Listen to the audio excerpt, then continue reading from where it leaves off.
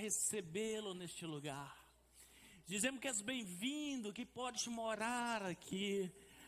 Estamos, Senhor, naquela expectativa, como aquelas noivas esperavam pelo noivo, que for alcançado, e que nós possamos essa noite não estar como aquelas desapercebidas, mas com aquelas que estão com as suas lâmpadas acesas, esperando o seu noivo, esperando nesta hora um soar do Senhor, esperando algo sobrenatural do Senhor, esperando uma palavra do Senhor, esperando um toque do Senhor. Por isso nós abrimos nossos corações e dizemos: seja bem-vindo, Senhor.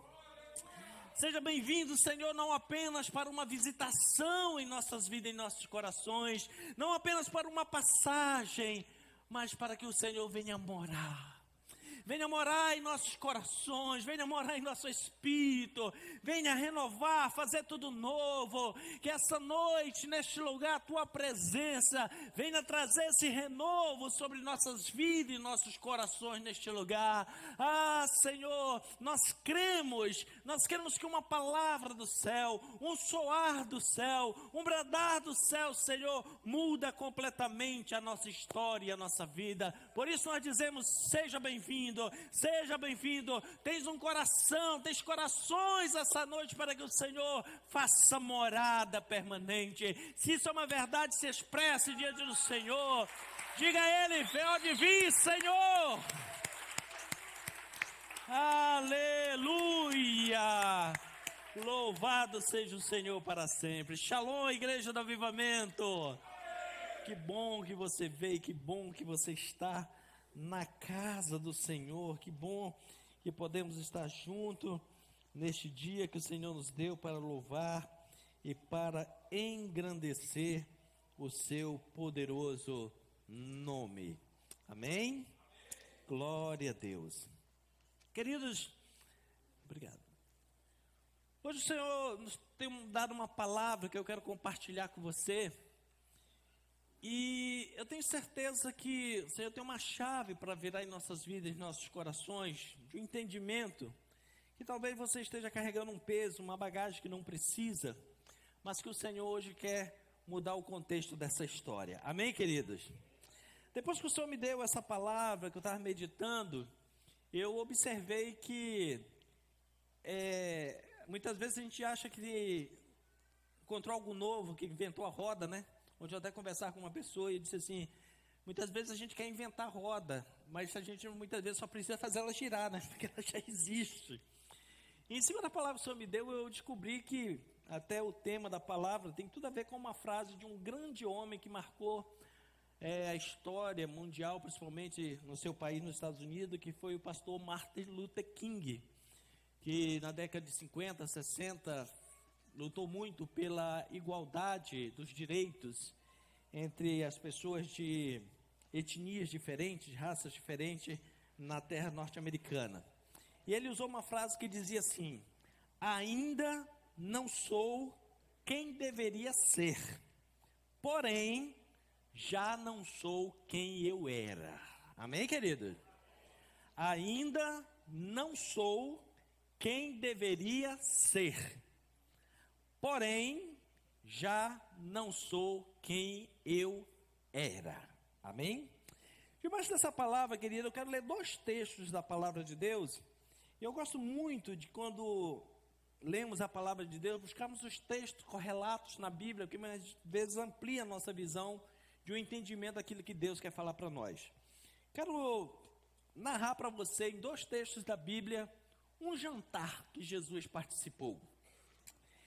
Marcos capítulo 14, versículos de 3 a 10. Marcos 14, de 3 a 10, diz assim: estando Jesus em Betânia, Betânia é uma cidade a 8 quilômetros só de Jerusalém, reclinando à mesa na casa de um certo homem conhecido como Simão, leia aí para mim, Simão o leproso. Achegando-se dele uma mulher portando um frasco de alabastro contendo valioso perfume, feito de nardo puro, e quebrando o alabastro, derramou todo o bálsamo sobre a cabeça de Jesus. Diante disso, Indignaram-se alguns dos presentes e criticavam entre si: para que este desperdício de tão valioso perfume? Um bálsamo como esse poderia ser vendido por 300 denários. 300 denários, querido, era um mês de salário, era um salário mínimo. E o dinheiro ser doado aos pobres. E censuravam severamente. Jesus respondeu-lhe: deixai-a em paz, ordenou Jesus. Por que causais problemas a esta mulher? Ela realizou uma boa ministração para comigo. Quanto aos pobres, sempre os tende ao vosso lado, e os podeis ajudar todas as vezes que o desejares. Todavia, a mim nem sempre me tereis. A mulher fez tudo que estava ao seu alcance. Derramou o bálsamo sobre mim, antecipando a preparação do meu corpo para o sepultamento. Com toda certeza, eu vos asseguro, onde quer que o evangelho for pregado, por todo o mundo, será também proclamada a obra que esta mulher realizou. E isso para que ela seja sempre lembrada.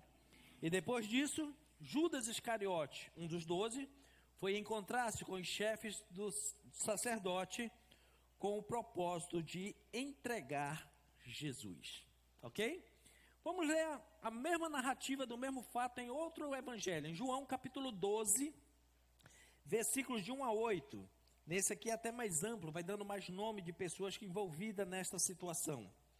6 dias antes da Páscoa, Jesus foi para Betânia, onde estava Lázaro, que havia morrido e fora ressuscitado dentre os mortos. Então ofereceram-lhe um jantar. Marta servia, enquanto Lázaro era um dos convidados, sentado à mesa com Jesus. Maria pegou uma libra de bálsamo de nardo puro. Veja que no outro texto não dá o nome da mulher, aqui dá. Maria, que não tem nada a ver com a mãe de Jesus, era Maria, irmã de Lázaro. Pegou uma libra de bálsamo de nardo puro, um óleo perfumado muito caro, ungiu os pés de Jesus e o enxugou com seus cabelos, e a casa encheu-se com a fragrância daquele bálsamo. Mas um dos discípulos, Judas Iscariote, filho de Simão, que mais tarde iria traí-lo, objetou: por que este bálsamo perfumado não foi vendido por 300 denários e dado aos pobres? Ele disse isso não por se interessar com os pobres, mas porque era ladrão, sendo responsável pela bolsa do dinheiro. Frequentemente tirava o que nela era depositado. Mas Jesus respondeu: deixa em paz, pois para o dia da minha sepultura foi que ela guardou isso. Quanto aos pobres, vós sempre os tereis convosco, mas a mim vós nem sempre tereis. Amém? Como eu falei, querido, esse texto fala de um jantar que Jesus participou na semana em que ele iria ser preso, crucificado, morto, que ia ressuscitado, como nós celebramos domingo passado aqui na nossa Páscoa. Jesus agora ele é convidado para a casa de um homem chamado Simão. E veja bem, quem era Simão? Simão era um ex-leproso que Jesus havia curado. Mas o povo insistia em chamar ele pela forma pejorativa que ele era conhecido no passado. Olhavam para ele e diziam assim: Simão, o leproso. Só que, querido, ele não poderia fazer um jantar na sua casa se ele fosse leproso e chamar Jesus para participar, porque a lei era muito rígida naquela época. Durante o jantar, mesmo sendo na casa de Simão, que o correto era nós chamarmos de ex-leproso, ou Simão o curado, essa seria a expressão correta, estavam lá seus amigos, Lázaro, Marta e Maria. Maria, ela se propôs agora ungir o Senhor com um perfume de nardo caríssimo, muito caro. E Judas, na sua melhor visão, na sua melhor versão socialista, comunista, incita os convidados, a murmurarem, dizendo assim: para que esse desperdício? Podia pegar esse nardo, vender e dar para os pobres. Mas o texto diz que o objetivo dele não estava preocupado com os pobres. Ele estava preocupado em fazer o quê? Roubar o dinheiro que entrava nos cofres de Jesus. Qualquer semelhança com o que nós estamos vivendo no Brasil é só mera coincidência. Tá? O que nós podemos entender dentro dessa situação? Primeiro, o mundo sempre irá te tratar pelo teu passado, mas Jesus se relacionará contigo pelo teu presente. Jesus, ele não vai chegar contigo cobrando o teu passado. Ele quer saber quem você é hoje, quem você quer ser hoje. Esse é o grande detalhe do encontro com Jesus. Jesus entra na casa de Simão, como eu falei, um homem que Jesus tinha curado, um homem que foi alcançado pela lepra e tinha sido curado.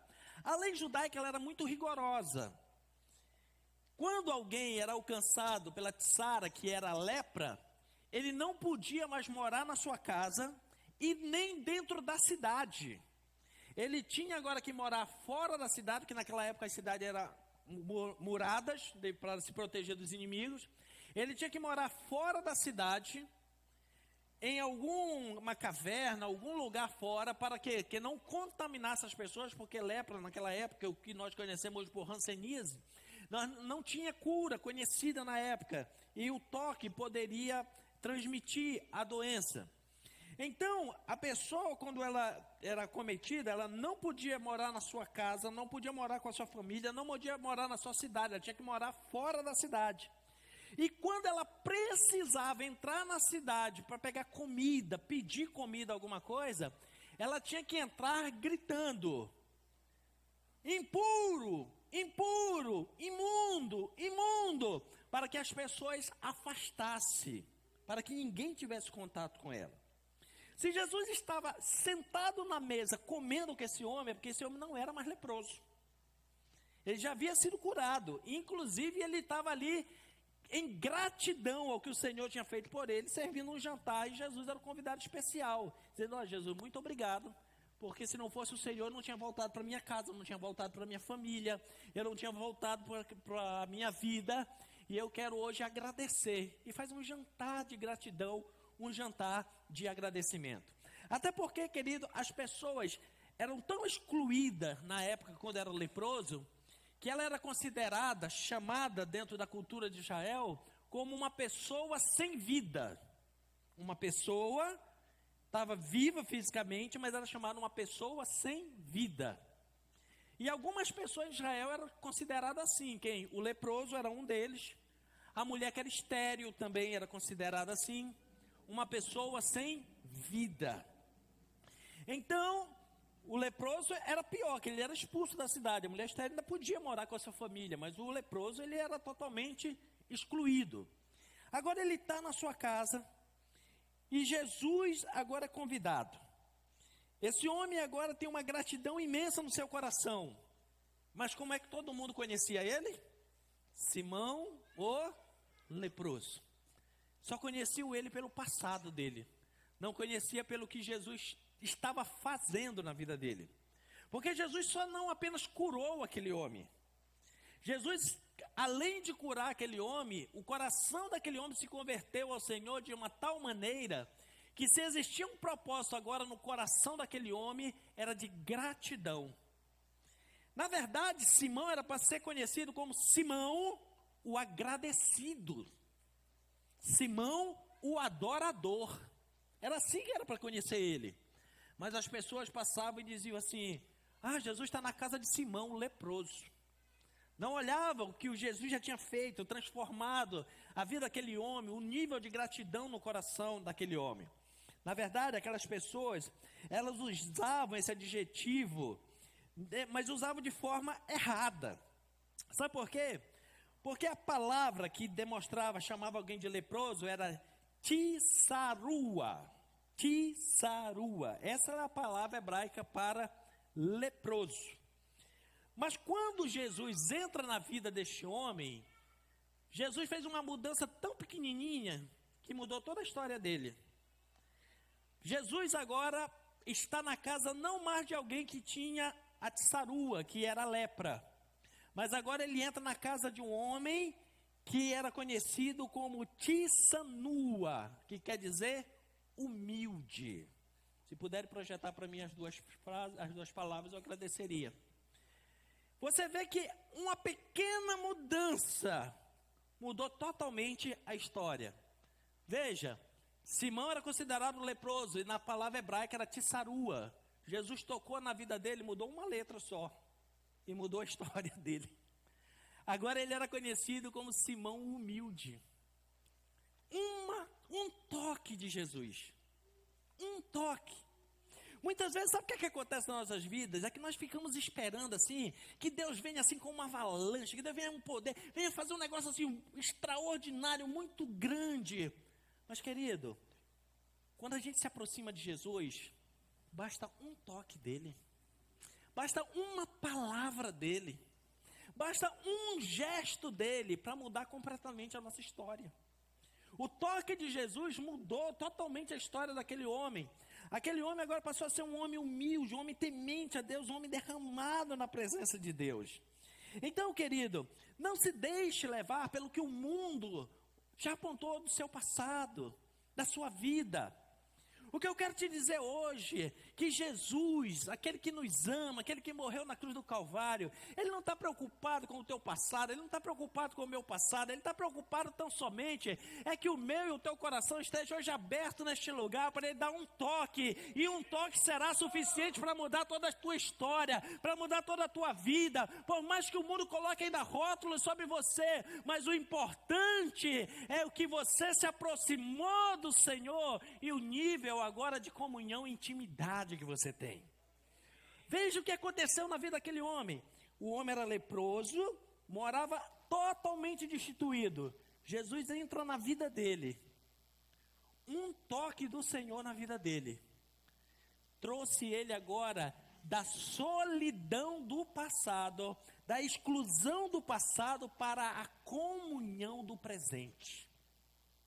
É exatamente isso que todo dia Jesus quer fazer conosco.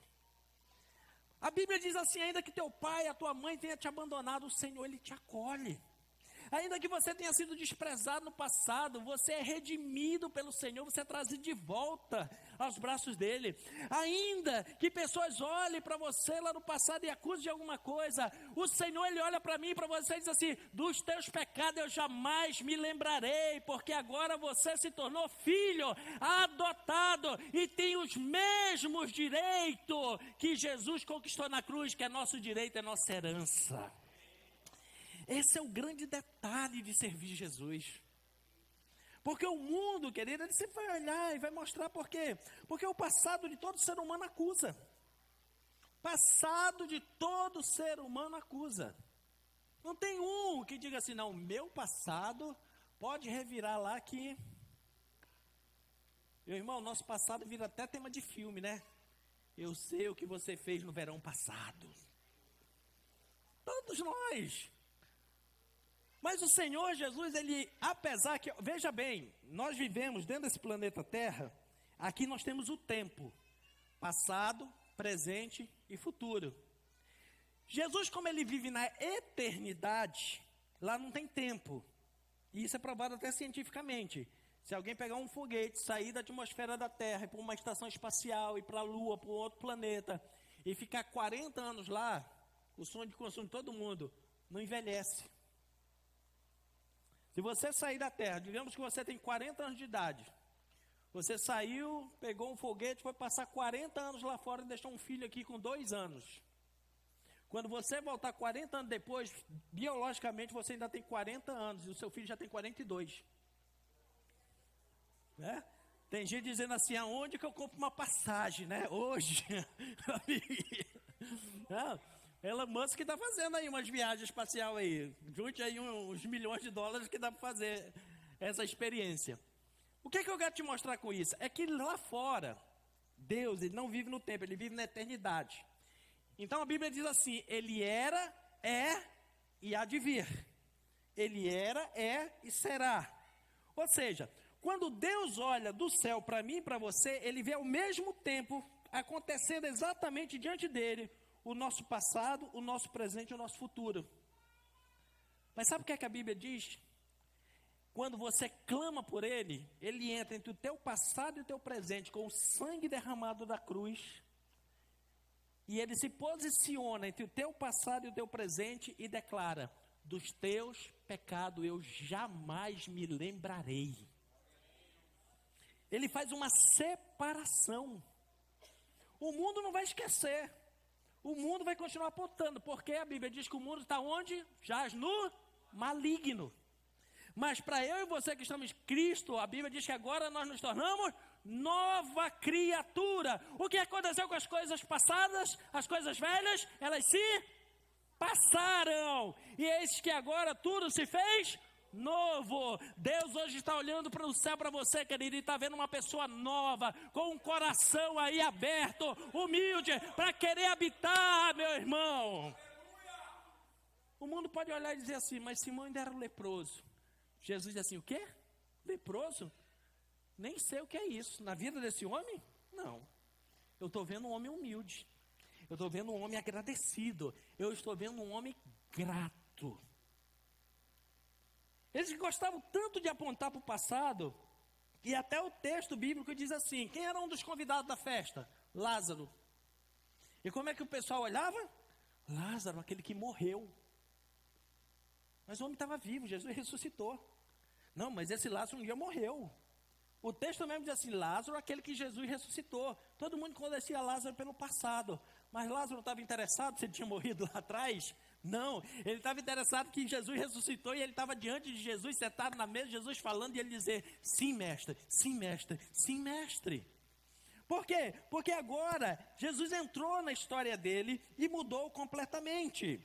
Então, veja bem, a partir do momento que Simão se encontra com Jesus, ele foi transformado de um leproso, que era símbolo de maldição, de alguém que estava fisicamente vivo, mas era dado como inexistente, agora é transformado num filho de Deus.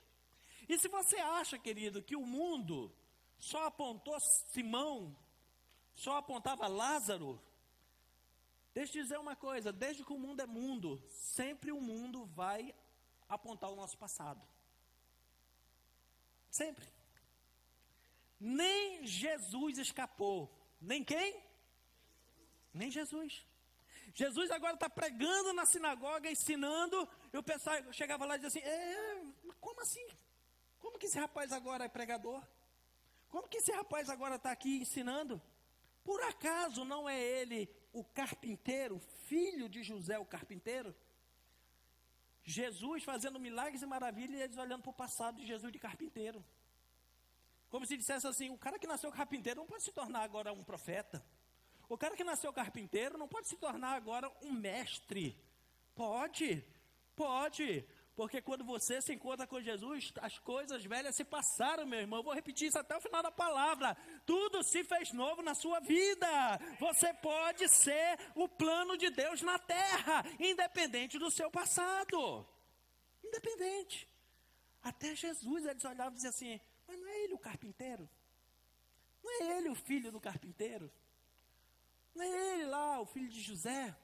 Até um bom carpinteiro. Eu tenho certeza que Jesus não era daquele que pegava o serviço, recebia 50% e dava cano, sumia. Não, eu tenho certeza que ele entregava o serviço, e bem entregue.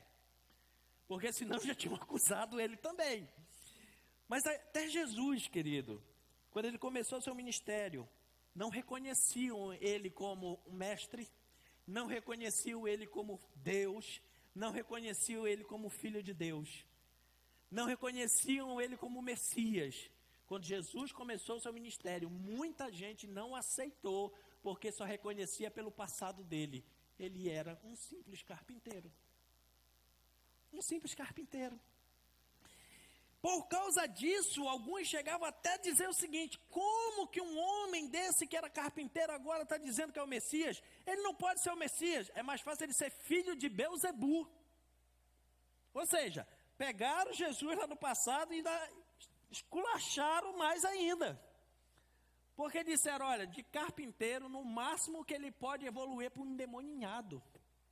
Veja como o povo é cruel.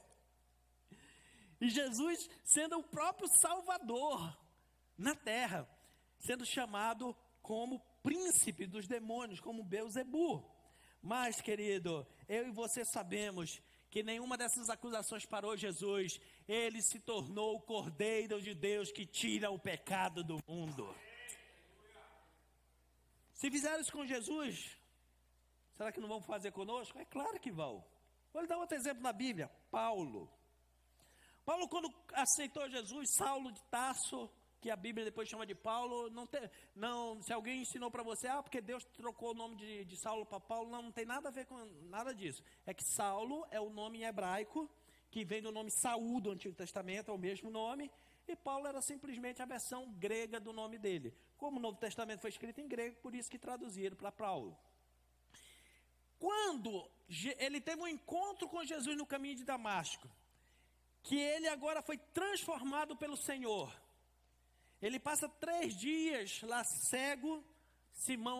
Outro Simão vai lá, Ananias foi lá, orou por ele, as escamas caíram dos olhos, ele volta para Jerusalém, começa a dar o testemunho dele e pregar, dizendo assim: encontrei Jesus no caminho de Damasco, ele transformou a minha vida, eu reconheço que realmente ele é Deus. As pessoas olhavam para ele e diziam assim: Esse é matador de crente.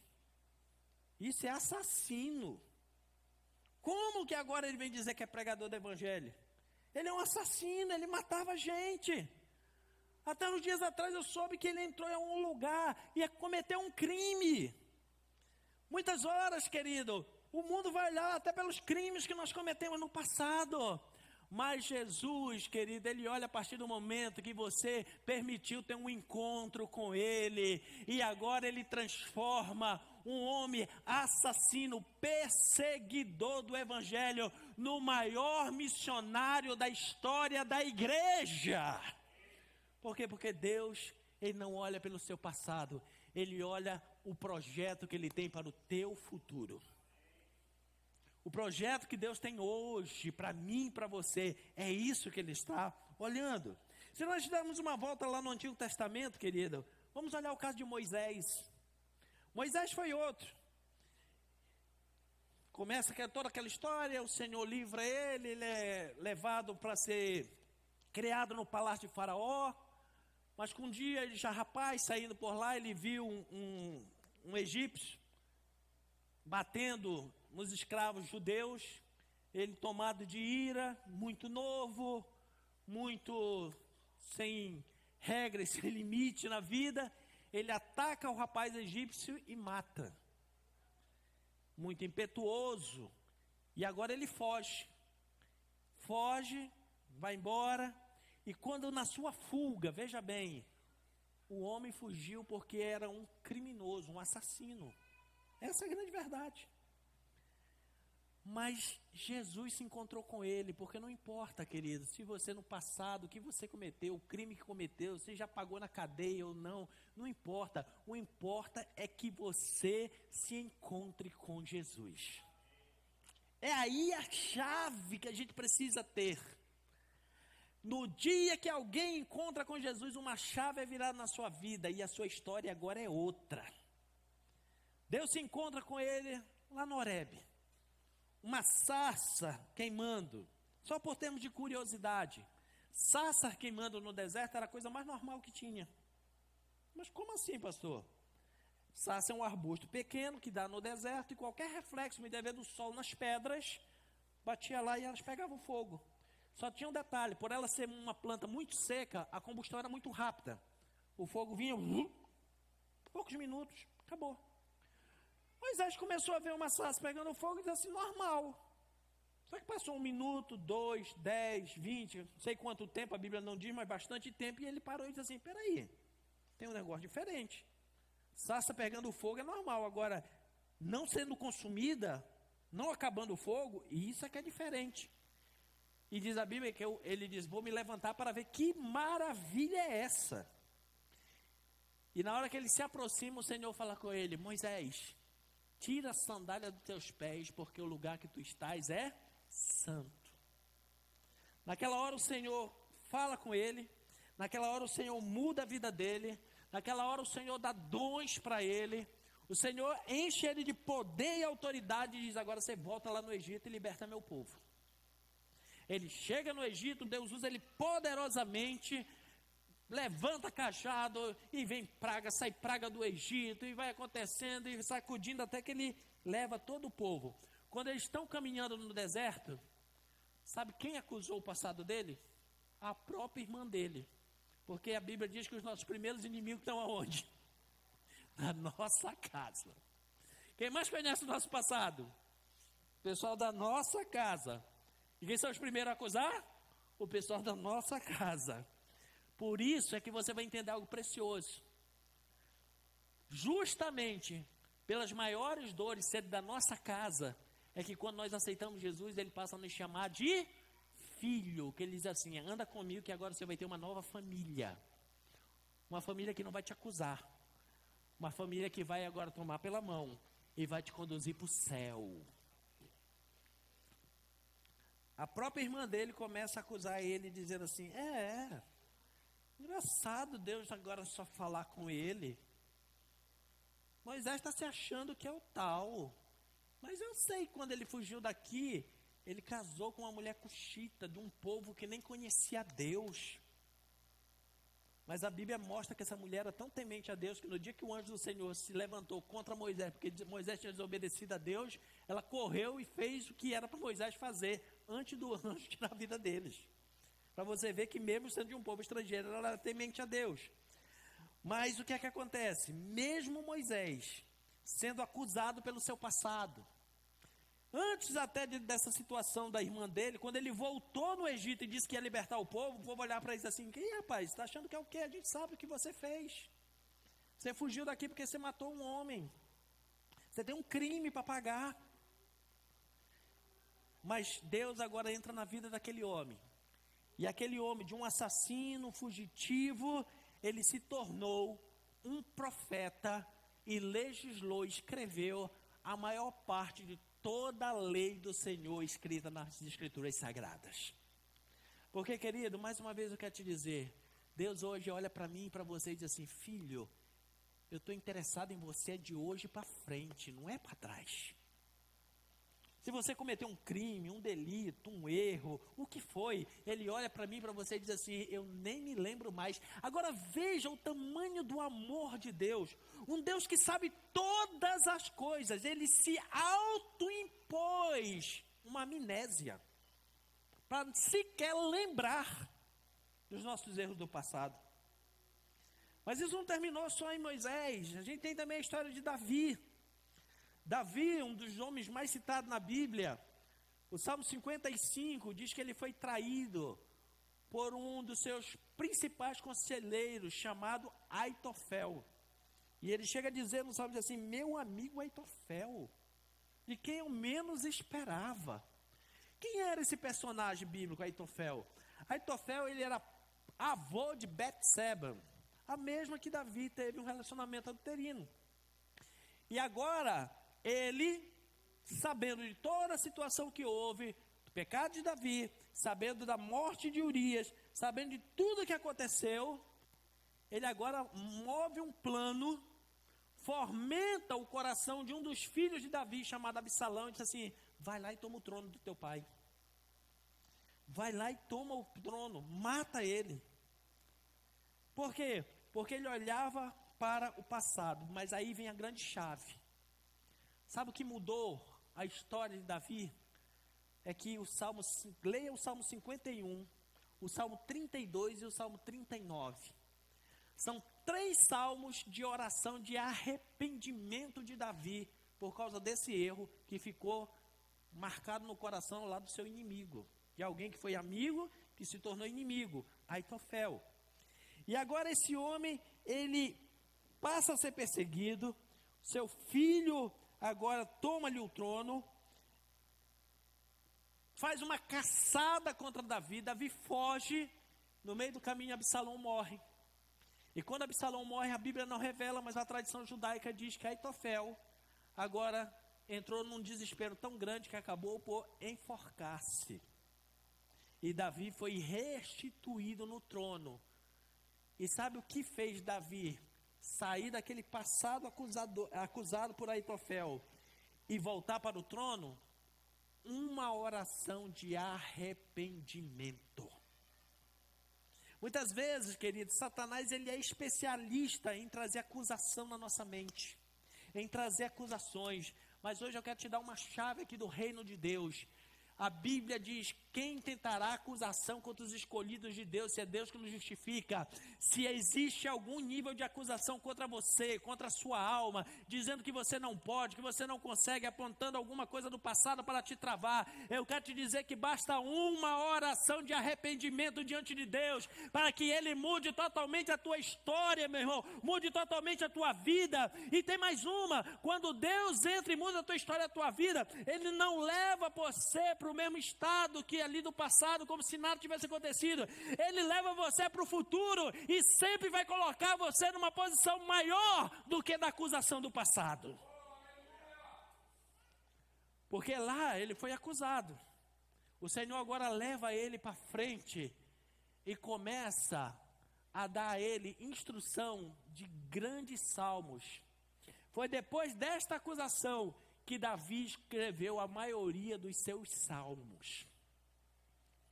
A maioria das suas canções de adoração a Deus. Porque quem entende o valor do perdão, sempre terá na sua boca uma palavra de gratidão. Vou repetir. Quem entende o preço do perdão, sempre terá na sua boca uma palavra de gratidão. Se nós continuarmos olhando para o nosso passado, querido, a palavra da sua boca vai ser sempre uma palavra de amargura, de reclamação. Mas quando você recebe Jesus, entende o que Jesus fez, que Ele anula, esquece do seu passado, a palavra da sua boca muda. Você todo dia tem uma palavra de gratidão, uma palavra de agradecimento. As palavras mudam dentro de nós. E por último eu quero dar o exemplo de uma mulher, Maria Madalena. Maria Madalena, ela ficou marcada no ministério de Jesus, porque quando ela conheceu Jesus, foi numa situação bem complicada. Ela simplesmente estava possuída por 7 espíritos malignos. 7 espíritos malignos atormentavam aquela mulher. E agora ela se encontra com Jesus. Jesus entra na vida daquela mulher e faz uma transformação sobrenatural. Mas, veja bem, eu já falei para você que o diabo acusa no teu passado, as pessoas acusam do teu passado, a tua família acusa do teu passado e, pasme, até a religião acusa do teu passado. Sabe o que aconteceu na história? Talvez você já ouviu algum dia alguém falando assim: porque Maria Madalena, que aceitou Jesus, antes dela aceitar Jesus, ela era prostituta. Alguém já ouviu falar isso? Mas deixa eu dizer uma coisa para você: ela nunca foi prostituta. Sabe quem inventou essa história? Que acusava ela pelo passado dela? Papa Gregório I. Um papa.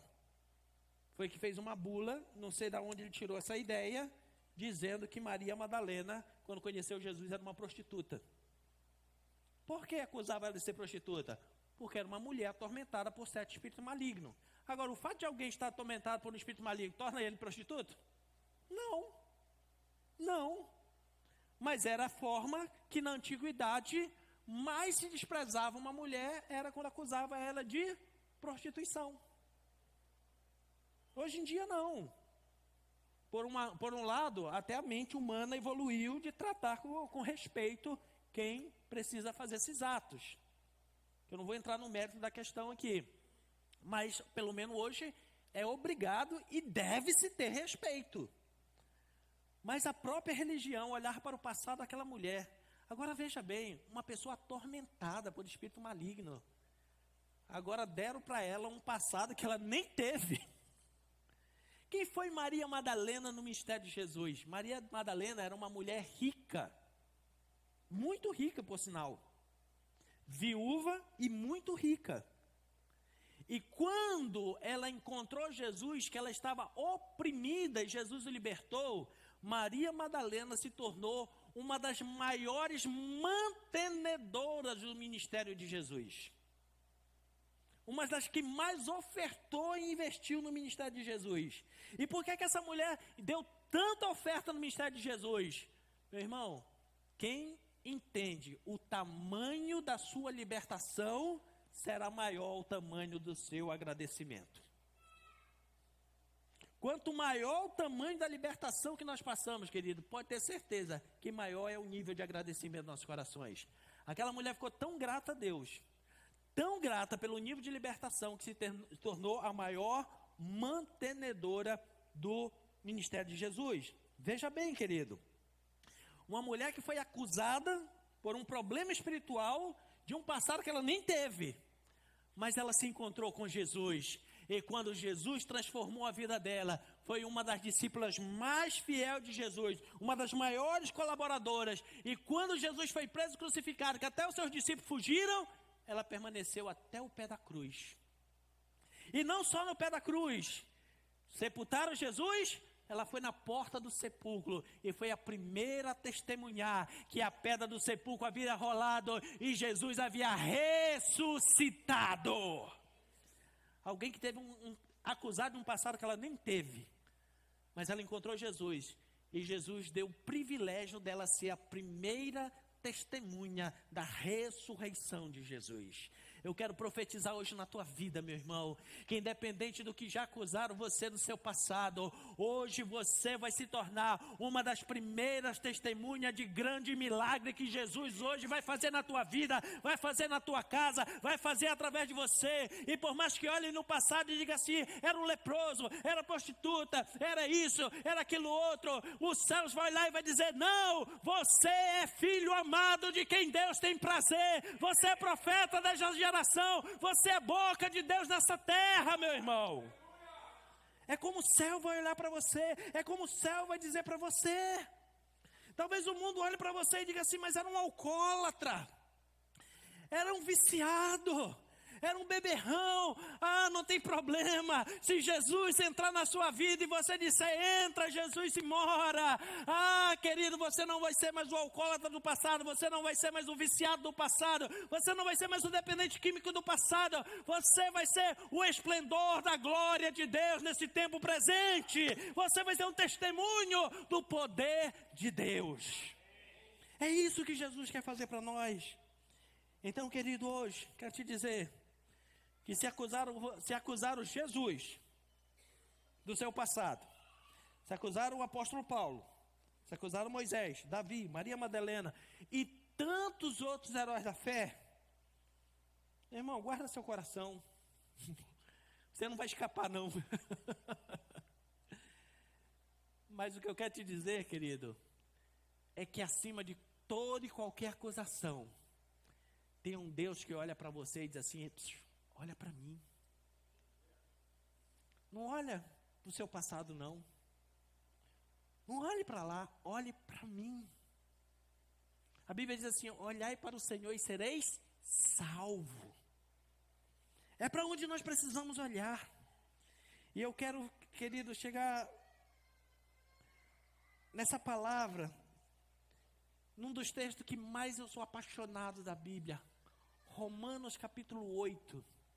Versículo 33 a 37. Já acusaram você do seu passado? Você até hoje carregou uma culpa? Hoje eu quero fazer um negócio com você. Vamos fazer uma troca? Você me dá a culpa para cá e eu vou te dar essa palavra que o Senhor liberou sobre a sua vida. Olha o que Deus está dizendo para você. Quem poderá trazer alguma acusação sobre o escolhido de Deus? Quem aqui é escolhido de Deus? Levanta a mão para o céu e dá um amém aí. Amém. A Bíblia está dizendo assim, quem é que pode acusar você? Olha o versículo 30. Quem poderá trazer acusação sobre o escolhido de Deus? É Deus quem nos justifica. Versículo 34.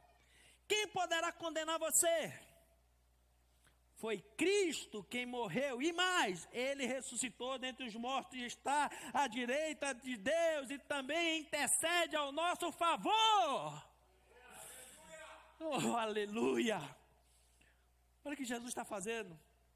Quando alguém acusa, Ele se mede assim, como é esse negócio aí? eu já paguei, está pago. E agora todo dia virou meu chegado, eu estou do lado do pai dizendo assim, pai, olha para ela hoje. Estão querendo botar um peso no coração dela. Mas o Espírito Santo vai lá e coloca paz, coloca alegria no coração. Hoje você veio aqui porque o peso que estava no seu coração vai ser trocado por uma alegria sobrenatural da presença de Deus. Versículo 34, quem os condenará foi Cristo que morreu e ressuscitou dentre os mortos, está à direita do Pai, também intercede por nós. Olha o versículo 35, quem nos separará do amor de Cristo? Será tribulação, ansiedade, perseguição, fome, nudez, perigo, espada ou perseguição? Como está escrito, olha o que a Bíblia diz, por amor de ti somos entregues à morte todos os dias, fomos considerados como ovelhas para o matadouro, contudo, em todas essas coisas, não só em algumas só não, meu irmão, em todas essas coisas, inclusive das acusações do passado, em todas essas coisas, a Bíblia diz que eu e você somos mais do que vencedores, por aquele que nos amou, Jesus Cristo. Dê um aplauso a Ele, meu irmão. Você é vencedor.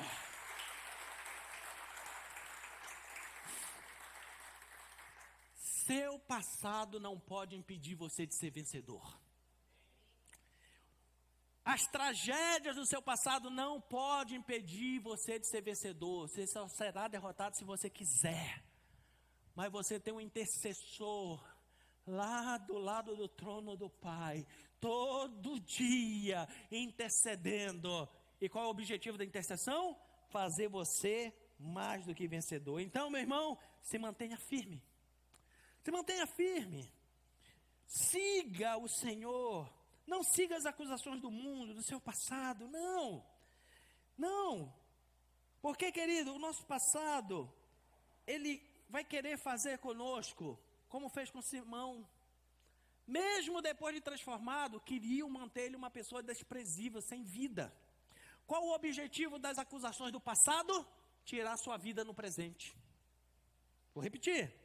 O objetivo das acusações do passado é tirar a tua vida do presente. Porque quando você olha para as acusações do passado na sua vida, você desanima, você não vê saída, não vê solução, você carrega um peso que não precisa, você fica estagnado no meio da jornada, se sentindo imerecedor, se sentindo sem mérito, sem merecimento. É isso que o passado faz. Mas Jesus, chame ele hoje para sentar na sua mesa, como Simão fez. O pessoal olhava para ele e dizia assim: Simão, você não é merecedor, você é um leproso. Ele dizia assim: eu era. Hoje eu sou merecedor de sentar na mesa do Rei, na mesa do Senhor, e oferecer a Ele a minha melhor gratidão. O passado queria fazer isso, dizer que Simão não era merecedor, mas ele estava ali com muita gratidão. A segunda coisa que eu quero te ensinar hoje: quem é grato sempre estará onde Jesus está e levará a sua melhor oferta. Quem é grato sempre estará onde Jesus está e levará a sua melhor oferta. Quando eu falo em oferta, calma o coração aí. Oferta não é só dinheiro, não. Dinheiro é uma das formas de oferta. Existem muitas outras formas de você entregar a sua melhor oferta a Deus. Muitas. E aí a gente fosse entrar nessa vereda aí, a gente ia gastar bastante tempo, vamos ficar para outro dia. Quem estava na casa de Simão? Lázaro, Marta e Maria. Eles agora estavam ali e os três não se importavam. Enquanto que a multidão lá do lado de fora, porque veja bem, quem recebe Jesus e tem gratidão no coração sempre vai estar na mesa do Senhor. Os acusadores sempre estarão fora da mesa. O povo lá fora acusando, dizendo assim: mas como que esse homem se diz filho de Deus e está na casa do leproso? Mas Lázaro, Marta e Maria, eles olhavam para Jesus e não para a multidão, e entraram juntos e chegaram sentados na mesma mesa. E quando eles estavam ali, querido, simplesmente Jesus falando, conversando, Lázaro estava ali sentado ouvindo. Marta, mesmo não estando na sua casa, ela queria servir Jesus de qualquer jeito. Ela já passou lá para a cozinha, ela já começou a ajeitar as coisas, preparar comida, porque a forma de amor dela era servir. Então ela estava servindo.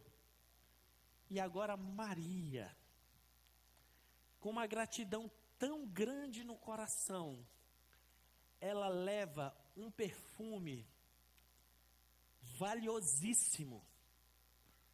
E o livro de Marcos diz que parte do perfume ela derramou na cabeça de Jesus. E o restante ela derramou nos pés e pegava o seu cabelo e enxugava os pés de Jesus. E o perfume encheu a casa, demonstrando que estava cheio da presença de Deus. Aquela mulher era grata. E deixa eu dizer uma coisa para você, a gratidão no coração daquela mulher era tão grande, e não era nem por ela era grata pelo que Deus fez na vida do irmão dela. A Bíblia não mostra Jesus fazendo nenhum milagre na vida dessa moça chamada Maria, que repito, não tem nada a ver com a mãe de Jesus, é outra Maria, tá? Essa Maria de Betânia, irmã de Lázaro, Jesus não fez nenhum milagre na vida dela, mas fez na casa dela, ressuscitou o irmão dela. E veja bem, esse perfume normalmente era um tesouro passado de geração em geração como herança. Como é que era feito esse perfume para ele ser tão caro? Quando os maridos iam para a guerra, que morriam na guerra, as mulheres, quando elas choravam, elas aparavam a lágrima. Porque você, quando já chorou, a lágrima chegou na sua boca, que sabor tem? Sal, salgado. E sal você sabe que é conservante, sim ou não? Então ela parava, depois ela colocava nardo puro, o sal da lágrima conservava, tornava-se extremamente valioso para quê? Para que aquela viúva de um herói de guerra não passasse necessidade. Quando ela tivesse extrema necessidade, ela ia vendendo aos poucos o perfume para suprir as suas necessidades. Vê como Deus é tão bom, preocupa até com os detalhes. Tem coisa na vida da gente que a gente não se preocupa, mas Deus se preocupa. Hoje Deus se preocupou em contar quantos fios de cabelo você tem na cabeça. Você só contou aqueles que ficou no ralo, mas Ele contou todos. Tem uns, né, como meu amigo Luiz ali, Deus não tem nem muito trabalho para conferir, mas está valendo do mesmo jeito. Detalhe, hoje, querido, você não se preocupou nem quantas vezes você respirou, se você respirou certo ou errado, mas Deus providenciou o ar certinho para você, a quantidade que você precisava para respirar. Vai ver o tamanho do amor de Deus. E aquela mulher agora com muita gratidão no seu coração, ela vai lá e leva uma oferta. Então, querido, não deixe que as acusações das suas falhas, do seu passado, tire você da presença do Senhor. Não perca a oportunidade de estar na presença do Senhor todos os dias, agradecendo pelo que Ele já fez na sua vida, porque quando você agradece, você renova o favor de Deus na sua vida. Gratidão, diga comigo, gratidão é uma chave que abre a próxima porta. Isso vale até no dia a dia. Alguém faz alguma coisa, você agradece a pessoa. Se no outro dia você precisar do favor dessa pessoa, ela serve você ou não? Sim, porque você agradeceu. Agora sai de lá chutando o balde ignorante. Vai no outro dia e pede um favor para ela. A porta vai estar fechada com cadeado, tranco e tudo mais. Porque gratidão abre a próxima porta. Então, quando eu agradeço pelo que eu já recebi, eu estou planejando o meu futuro, meu irmão. Por isso que a Bíblia diz assim, em todo tempo haja na sua boca o quê? Altos louvores a Deus. Em outras palavras, gratidão a Deus. Porque quando você agradece, Ele abre a próxima porta para você entrar. Aquela mulher agora, ela estava ali, trazendo a sua melhor oferta de gratidão, de louvor. Jesus, querido, é o único que pode transformar o nosso passado de maldições em um presente de adoração e um futuro de glorificação. É o único.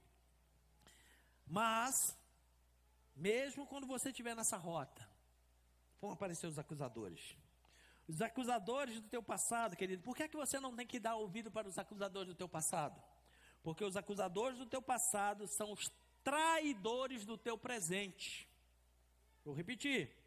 Os acusadores do teu passado são os traidores do teu presente. Está no texto que eu li. É exatamente por esse motivo que nós não podemos dar ouvido pelas acusações que já vieram contra as nossas vidas. O texto mostra que um dos discípulos de Jesus, chamado Judas Iscariote, a mulher chega lá com gratidão. Jesus, muito obrigado porque você ressuscitou o meu irmão Lázaro. Olha, esse perfume aqui eu recebi de herança, talvez ela tenha recebido da mãe, da avó. Eu sei que era algo valioso, valia mais do que receber uma propriedade naquela época. Ela chega lá e derrama, não foi só um pouquinho não, ela derramou, foi tudo. Na cabeça de Jesus, nos pés, enxugando com o cabelo, perfumando o ambiente. Aí aparece quem? Conhece o companheiro Judas, o socialista. Para que esse desperdício? Podia pegar esse dinheiro, esses 300 denários, o cara sabia até o preço. E podia dar tudo em cesta básica para os pobres. Mas como a história ela não se inventa, ela se repete, por que é que Judas tinha um discurso de ajuda dos pobres? Ele não queria ajudar os pobres, ele queria roubar o dinheiro que ele dizia que é para os pobres. Parece que hoje a história está só se repetindo, né? Faz um discurso de ajudar os pobres, mas na verdade isso quer roubar o dinheiro que nem chega na mão do pobre. Foi exatamente o que ele fez. Na verdade, o que ele queria era roubar a gratidão do coração de Maria. Roubar a gratidão, a adoração do coração daquela mulher. E como ele não conseguiu, ele sai de lá e vai vender Jesus por 30 moedas de prata. O mesmo camarada que acusou, olha esse desperdício, podia pegar o dinheiro desse perfume e dar para os pobres, quando ele viu que não sobrou nada para ele, ele sai de lá e vai vender Jesus. Vai trair Jesus. Por que é que ele fez isso? Porque ele não sabia ser grato. Jesus já tinha salvado ele, mas em vez dele ser grato, ele roubava Jesus. Então quem não tem gratidão, querido, não vai para lugar nenhum. Cuidado. Quando as pessoas chegarem acusando você, cuidado. São os traidores em potencial na sua vida. Quando chegarem acusando quem quer que seja, cuidado. São os traidores em potenciais. Fique com a graça do Senhor. Fique com a graça que te alcançou. Fique com o amor soberano de Deus. Por que é que eu estou trazendo essa palavra para você, querido? Porque há um projeto especial de Deus para você. Vou repetir. Há um projeto especial de Deus para você. Desde o dia que você o recebeu. E que projeto é esse? O projeto é o Senhor diz assim para você: eu te chamei, eu te remi, e tu és meu. Remir quer dizer pagar a dívida. Jesus está dizendo para mim e para você: filha, filho. Estão falando lá? Esquenta não, eu já paguei pelo seu passado, agora você é meu, você é minha. E o termo, apesar de ser um pronome possessivo, não quer dizer que agora você vai virar escravo, porque quando Deus resgata você e traz, Ele não traz você para ser servo, Ele traz você para ser filho, pois todos quanto receberam foi dado o direito de serem feitos filhos de Deus, a saber, aqueles que creem no seu nome. Sabe por que o mundo sempre vai acusar do teu passado? Para você esquecer que você é filho. Para você esquecer que você é filha. Mas hoje eu quero lembrar você que o maior projeto de Deus foi transformar você na filha do Deus vivo, foi transformar você no filho do Deus vivo, foi transformar você em herança particular do Senhor, de ser o maior alvo de Deus na terra. As acusações do passado contra nós, e muitas vezes, queridas, as acusações não vêm nem de fora, vêm da nossa própria mente. A nossa própria mente é mais um sabotador. Eu já falei, as acusações vêm de pessoas, as acusações vêm de família, as acusações vêm da religião, mas a pior acusação é aquela que vem de dentro de nós. Que ficamos naquela situação de dizer assim, mas eu não consigo me perdoar, eu não consigo, meu Deus, o que eu fiz é tão ruim, é tão vergonhoso, e vai carregando um peso de culpa, A Bíblia diz que nem você, querido, pode acusar você, nem a sua mente pode ficar acusando você, porque Cristo já justificou e já pagou na cruz do Calvário. O que você precisa sair daqui hoje, dizendo para você mesmo, para a sua mente, no projeto de Deus, eu não sou o assassino do passado, eu não sou o acusado do passado, eu não sou o criminoso do passado, eu não sou o errante do passado, eu hoje no presente já fui resgatado, sou filho de Deus, herdeiro de todas as bênçãos espirituais, e no futuro eu habitarei com Ele de eternidade em eternidade. Eu volto na frase que eu comecei essa palavra, e eu quero que você guarde no seu coração. Posso ainda não ser quem deveria ser, porém, já não sou quem eu era. Enquanto nós estivermos nessa terra, o apóstolo Paulo diz assim, deixando para trás as coisas que outrora me prendia, eu me lanço para o alvo. Eu continuo andando em direção ao alvo da soberana vocação de Deus. Hoje Deus quer libertar você do seu passado, das acusações dentro da sua mente, daquilo que está dizendo dentro de você que você não é digno de ser feito filho de Deus, que você não é digno de ser um profeta de Deus, que você não é digno de ser um ministro de Deus, que você não é digno de ter comunhão. Hoje o Senhor vai arrancar essas acusações, porque Ele está dizendo assim, filho e filha, você não sabia, então saiba hoje, eu tenho um plano na sua vida, eu já morri na cruz, eu já paguei o preço, eu já remi, essas coisas já se passaram, tudo se fez novo, e a partir de agora, Deus tem um projeto maior na sua vida, querido, e talvez você olhe e diz assim, mas eu não sou merecedor. Não é mesmo? Isso é graça de Deus, é favor imerecido, aquilo que nós não fizemos por merecer, mas que Jesus nos amou de tal maneira, que nos deu, que derramou sobre nós, para termos um futuro glorioso. Fique em pé, eu quero orar com você. Se você parar hoje, na sua caminhada com Jesus, pense no que Jesus já fez na sua vida. Pensa aí no que Ele já fez na sua vida. Dos vícios que Ele já te libertou. Das mazelas da tua alma que Ele já libertou. Dos sentimentos que já foram mudados na sua vida, no seu coração. Pensa aí. E aí eu pergunto para você, Deus deixa alguma coisa pela metade?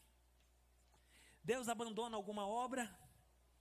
Aquele que começou a boa obra é fiel para completá-la. Sabe o que Deus quer fazer hoje conosco nesse lugar? Jesus quer nos libertar do nosso passado. Você não é mais Simão o leproso.